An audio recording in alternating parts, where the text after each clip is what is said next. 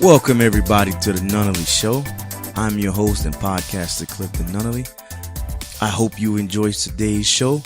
Please stick around after the show and send me an email, maybe a topic that you may want to talk about. But I hope you enjoy the show. Welcome to the Nunnally Podcast Show.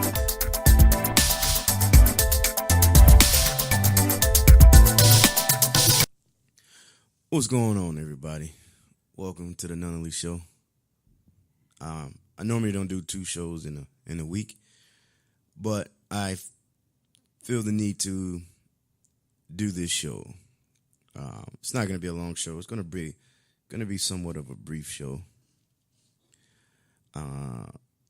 Just moving forward from here, folks. I know it's I've been guilty of it, with all the comments and concerns that we have.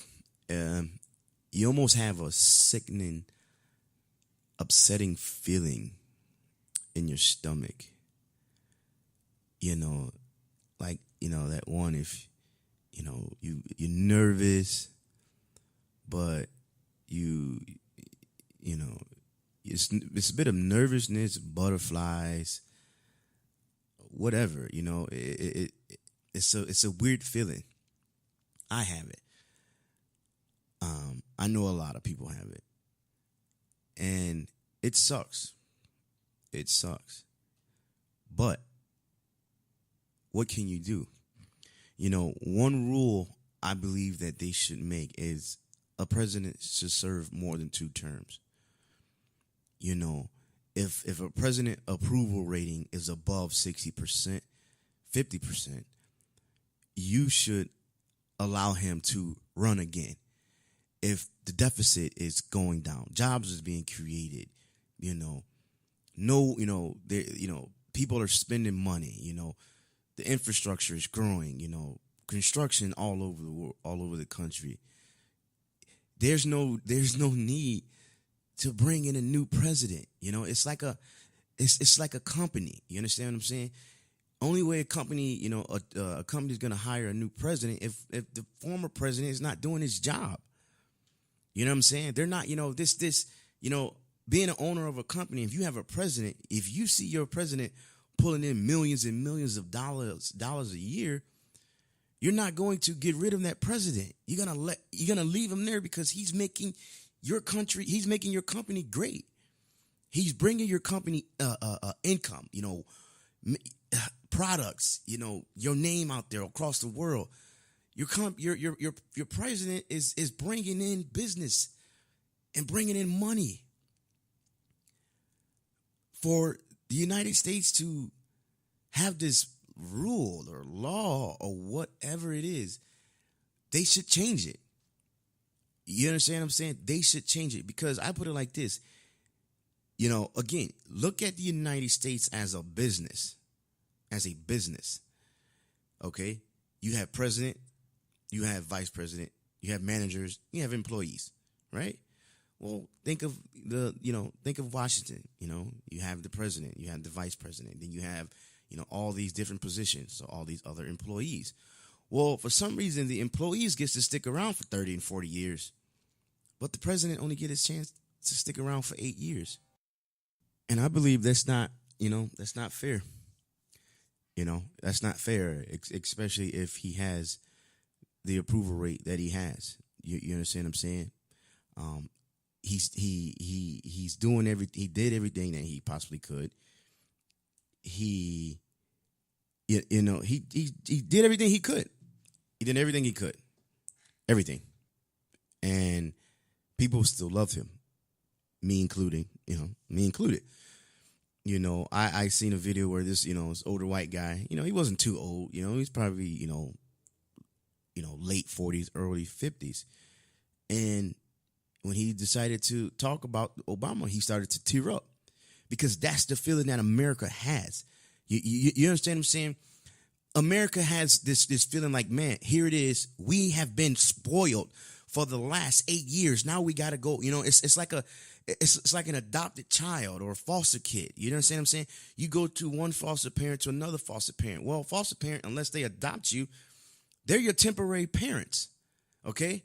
So here it is, this foster child gets in with this family, this family showing them love, affection, everything. And social worker comes to the door and says, we got somebody to adopt this kid. Now the kid's is afraid because now the kid doesn't know what to expect. He's been spoiled for the last few years, not spoiled, but treated like a child's supposed to be treated, treated with love, kindness, respect, you know what I'm saying? For that child to go to someone else's house, not knowing this person, not knowing their habits, not knowing who they are, not knowing if they're a rapist, a child abuser, a child molester. But this kid is forced to go with this adopted parent. And it's not fair. That's how America feels right now. Obama was our foster parent that came in and brought our lives together. And now Donald Trump is the adopted parent. It's not right. It's not right and it's not fair. It's not fair to the American people. See, the American people, we need, instead of protesting of other things, we need to protest of real thing. Protest of this law. This law states if the president of the United States has an approval rating above 50%, jobs is being created. Things it's booming. The market is booming. Every market known to man is booming. Why should that president leave? Why should he leave? And then on top of that, his overall approval of himself as a person is high. You can't ask for nothing else. But the fact that he is black, and I'm going to say it again, the fact that he is black is the reason why President Barack Obama was hated and mistreated the way he was. But what do? We're forced to take it with no Vaseline. And I don't like to use that term really, but that's what we're doing. We're taking it with no Vaseline. We're basically looking at a person getting ready to rape us, abuse us, manipulate us, threaten us, degrade us, betray us. I mean, I can go on. Yeah, I could be wrong, but his actions has shown what I've seen.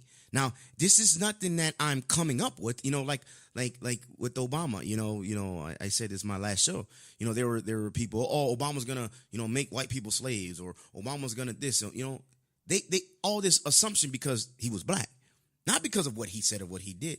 They were just doing all this unnecessary assuming because he was black. But yet here it is a man that from his whole era of life being under the spotlight, this man has been nothing but a disaster. Nothing but a disaster, folks. But this is our president. In a half an hour, it's 11:30 a.m. Eastern time. In a half an hour, he is about to become our president of the United States. And that's a hard pill for me to swallow. The fact that, I can say years ago, I really didn't care about none of this. I was never really big into politics and politicians and all the good things. But as I got older and wiser and started to open my eyes, I'm like, wait a minute. This is what made me start my podcast. Because of things that I see and witness, and I'm like, wait a minute, a lot of this ain't right. This shouldn't go on. This shouldn't happen. We need to step up. We need to say something. And, hey, who's to say 10 years down the line, you never know. You may be listening, to a former, governor, mayor, Senate. Hey, shoot for the, I go for the top ring. I go for the top ring. President. Why not? I don't have experience, so neither does he. But at least I will try to gain experience. But my president now has no experience. As of 29 minutes, has no experience. He has none. So what should stop me? What should stop me from becoming president? I shouldn't be stopped. I shouldn't have to have the qualifications of anybody else. I should have no qualifications, just like Donald Trump. He has no qualifications, but he's becoming the president of the United States.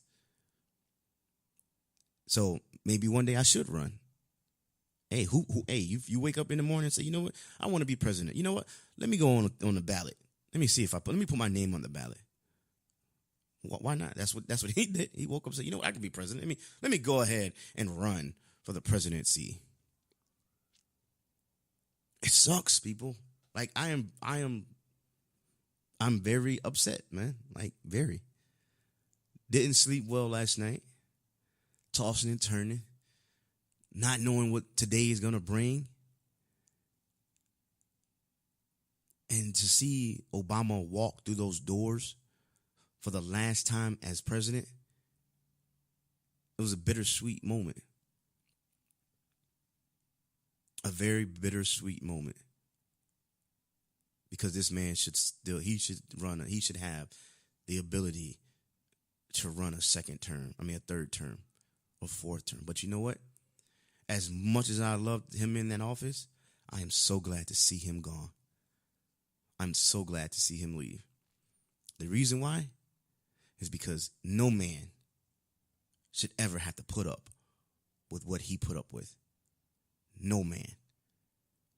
He put up with a lot. Other countries had more respect for a president that wasn't even theirs than the country that he served doesn't respect him. And you American people that fall in that category, you should be ashamed of yourselves. You know, here it is, you're begging for everybody to give Donald Trump a chance when you didn't even bat an eye to give President Barack Obama a chance. You didn't bat an eye to give him a chance. You didn't say, hey, you know what, let me give him a chance. Yeah, I may not like him because he's black, but you know what, let me give him a chance. Let me see what he's about. Let me see, maybe I will, learn to like him. I don't have to love him. Maybe I just learn to like him as a president, as a man, as a human being. But no, your hearts are so full of darkness and evil where you can't even look past that. You can't even look past that to say, you know what, let me make myself a better person and let me try to see the good in this man. Because guess what? That's what we have to do. We have to find good somewhere out of somebody because we're forced to. We're not privileged as you are to dictate and determine who you can hate or who you can love because of their skin color. Your hearts are filled with evil, darkness, insanity. It sucks for you guys to have that much hate for the president of your country because of the color of his skin. But now you want us to give a person that has the same amount of hate in his heart, give him a chance. Why should we give him a chance? Because he shares the same attributes as you guys, the ones that hate us. Us meaning a person that is not of a white complexion, that is not Caucasian. Hate us because we don't look like you. We don't talk like you. We don't act like you. Or the ones that do act like you, you would say, you're not white, so why you acting white? But yet, when we see a white person acting black, we don't say, you're white, you can't be black. No, there's no such thing. You are who you want to be, who you feel you are, that's who you are. Ain't that what you say in the gay community? If you feel like you're a woman, then okay, fine, be a woman. Ain't that what you say? If a person feels that they feel like they're white or they feel like they're black, let them be. Don't hate that person because what they portray to be. If that's what they claim they are, then let it be. You can't dictate or say how a person can act or how a person can feel. Because as of right now, I hate this country. And that's hate is a strong word. I hate this country because I see what this country is about. This country is about hate, and it has infected me with its disease because I see what's going on. See, I have a reason to hate or dislike this country, but I don't hate it enough to say, you know what, I'm gonna blow up the United States. I don't want to deal with this. Or I don't want. No. I hate what this country is doing. It's a difference. It's a difference. So don't go putting me in, oh, he hates America. Shut up. Shut up. You hate my president. What are you talking about? I hate the way this country is ran. I hate the way the countrymen of this country acts. Maybe you guys will change. Now that you got your white president back, now that you got your white savior back, yay to the white savior. Yay to the white savior. Now we got a white savior back. Let's see if you guys are going to change. You know, I hope you guys really do change. You know what I'm saying? I really do. Because, you know, you want us to change and give this man a chance, you know, but now we deserve a chance. And that goes for all Americans, you know, but majority African Americans. Give us a chance. Give us a chance. You know, go. You know, I recommend, you know, you guys go listen to one of my other shows. I call Black versus White Crimes. You know, where, you know, white America blames Black America for everything and put it as Black America is at fault for everything, but white America is actually the highest percentage in everything. But yet, you know, you guys don't want to give us a chance. So, you know, listen, folks, let's unite this country. You know, and I know I said this on my other show. I'm going to say it again. Let's unite this country because this country has always been divided. It was founded on division. Okay? It was founded on division. Let's unite this country for the first time since 1776. Let's unite it. Let's become one America. One, you know, one race. It shouldn't be black race, white race, Hispanic. It should all be one race, and that's American race. That's what it should be. You understand what I'm saying? And I pray that the millenniums, you know, that's what they call them, you guys really stand up because you guys are going to inherit this. You guys are the ones that are the future of this. See, we're going to be part of the future, but you guys are going to one that's going to be taking over. You guys are going to be the ones that going to be, you know, in the White House, in the Senate, in the Congress. You guys are the ones that need to really wake up and say, you know what? Enough is enough. Now this younger millennial group, I can't stand. I can't stand these younger generations where they record everything and act stupid for no reason. It's dumb dances, dumb styles, dumb everything. That crap needs to die off, and I can't wait till it does. But the older millennials, you guys need to wake up and really, you know, you guys are stepping up now.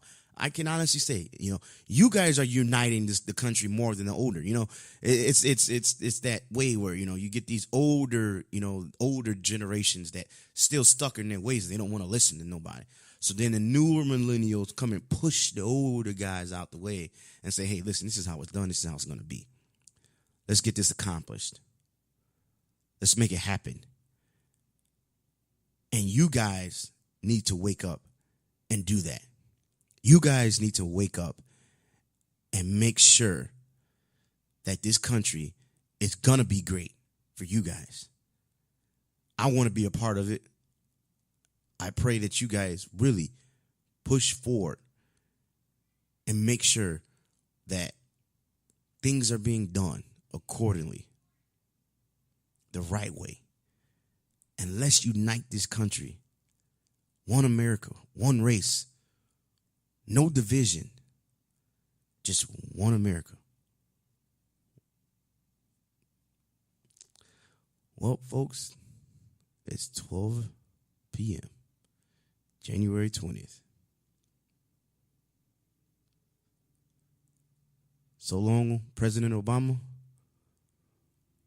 Welcome, Donald Trump. I pray you take America to the highest of the highs. Not the lowest of the lows, man, but the highest of the highs.